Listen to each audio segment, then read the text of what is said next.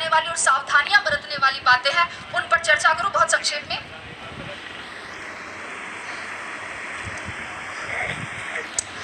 चूंकि अपनी ये जो सफलता की प्रक्रिया, इसको मैं एक कृषि के रूपक से बताना चाहूंगी। अगर मैं बोल रही हूँ और आपको लगता है कि समय ज्यादा नहीं हो रहा और आप बोर नहीं हो रहे, तो एक बार तालियां बजाकर स्वागत करें।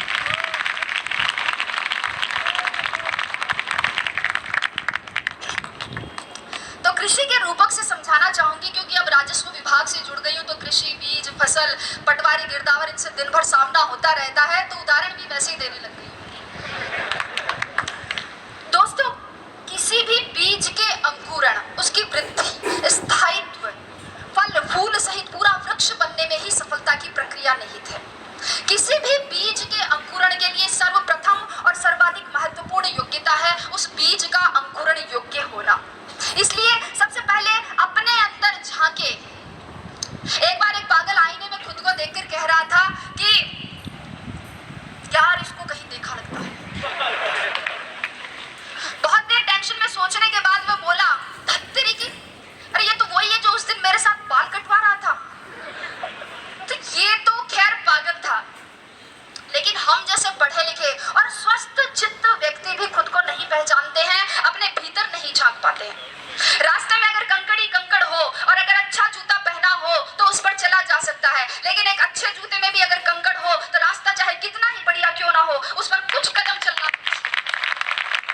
मेरे कहने का मतलब इतना ही है कि पहले बाहर की चुनौतियों से पहले खुद की कमजोरियों से जीते, लड़े।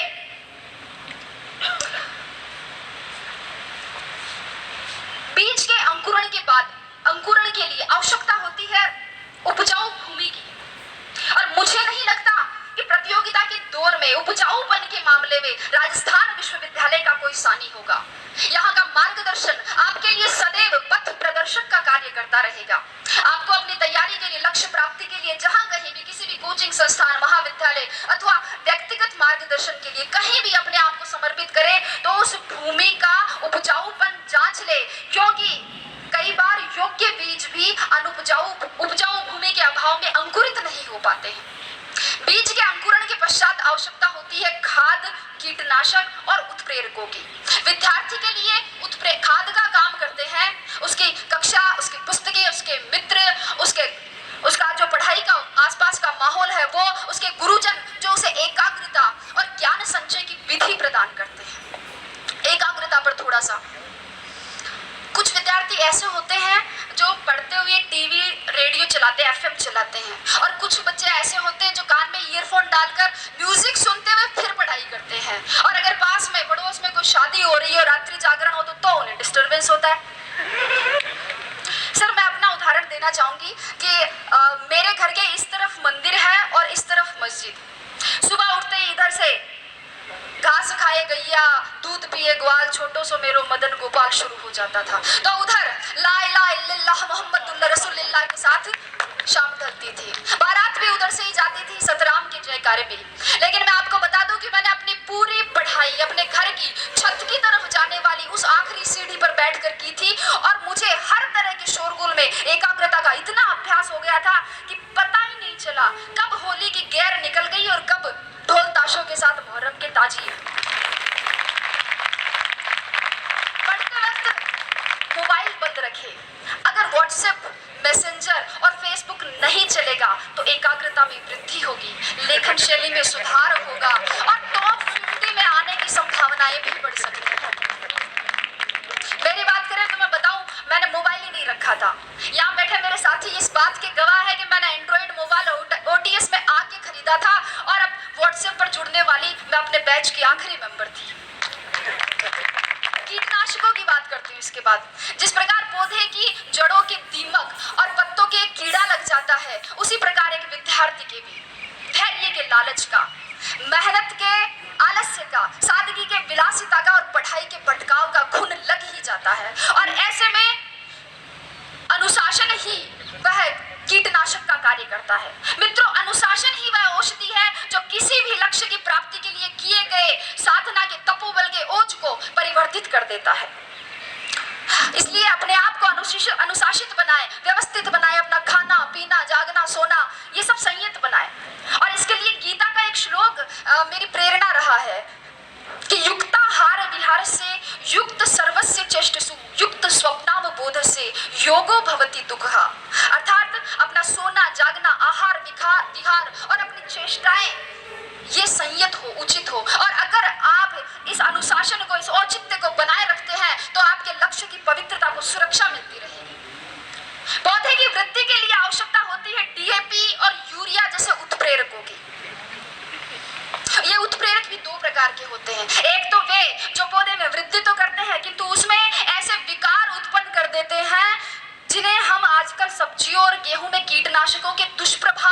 में देखते हैं, और दूसरे वे उत्प्रेरक जो पौधे में प्राकृतिक हार्मोन्स को संतुलित करते हुए उसे स्वस्थ और लाभदायक वृद्धि प्रदान।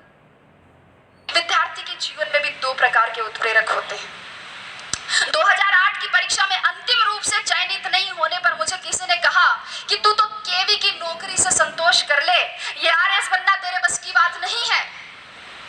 तो एक दूसरे मित्र ने कहा कि गिरको कर रे कंथड़ा, हिरण कशो घी खाए, आंख चरे और पून भगे, घोड़ा शिव आगो जाए। कि हिम्मत कर, हुंकार भर, हिरण कौन सा घी खाता है लेकिन घोड़ों से आगे जाता है।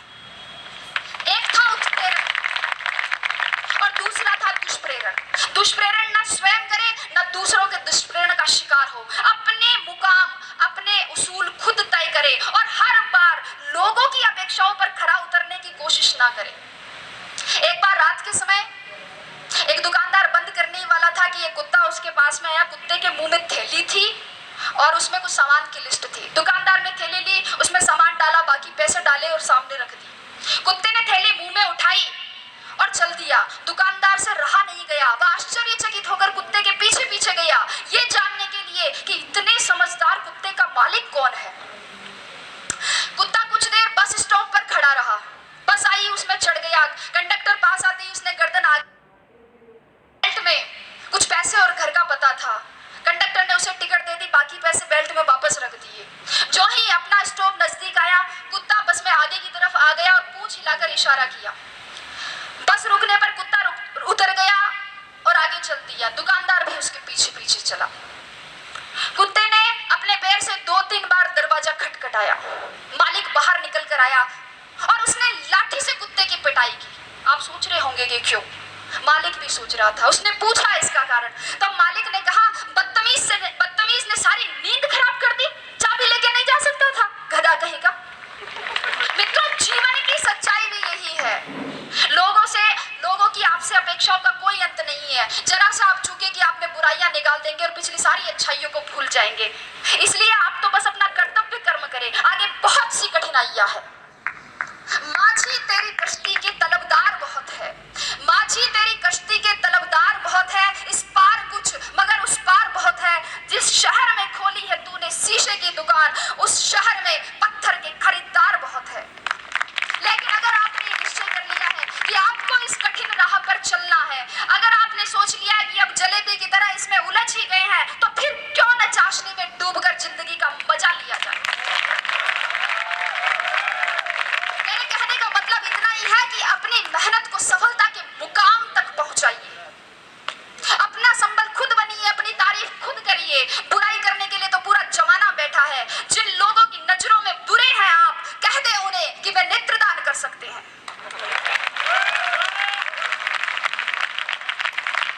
अपने आसपास के परिवेश में केवल उन्हीं तत्वों को प्रविष्ट होने की अनुमति दे जो सकारात्मक हो, विचारात्मक हो, बोधात्मक हो, सही दिशा देने वाले हो।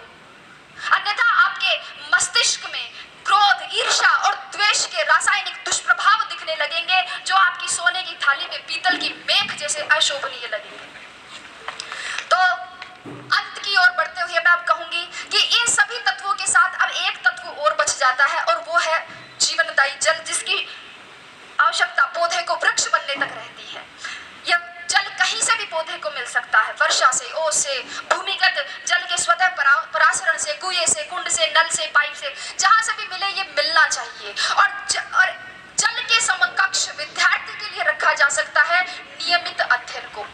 जब तक आपके सपनों की जड़ों को नियमित अध्ययन का पवित्र जल सींचता रहेगा, तब तक आपके सपनों के पंखों में उड़ान रहेगी, जुनून में जान रहेगी, जड़ें जमीन से जुड़ी रहेंगी और नजरों में हदें आसमान रहेगी। अगली बात कहते हुए समाप्ति की ओर, इस बात पर गौर कीजिएगा कि विश्वास की जड़ें कमजोर हो। विश्वास की जड़ें कमजोर हो तो माता पिता के आशीर्वाद का जल ले। दिशा भ्रम हो तो दृष्टिकोण की जड़ों को गुरुजनों के मार्गदर्शन के जल से सींचे। भटकाव की भूख भड़के तो एकाग्रता की जड़ों को आत्म आत्मचिंतन के जल से पोषित करे, धैर्य धीरज धरने से इनकार करने लगे तो मानस की जड़ों को अध्यात्म की जल से सींचे, और सबसे महत्वपूर्ण अपने सपनों की सुनहरी जड़ों को सकारात्मक सोच के जल से सदैव सींचते रहे। सफलता मजबूर होकर कामयाबी का मीठा फल आपकी मेहनत से तैयार किए गए वृक्ष पर प्रस्फुटित कर देगी, जिसके बाद उसके संवर्धन और संरक्षण की जिम्मेदारी दुनिया अपने आप ले लेती है। तो आइए सफलता का प्रसाद पाने के लिए मेहनत के इस महायज्ञ में अपने श्रम की समीधा, धैर्य की धूप, अध्ययन की आहुति और लक्ष्य की लौ से अस्तित्व की अग्नि प्रज्वलित करते हैं, और कुछ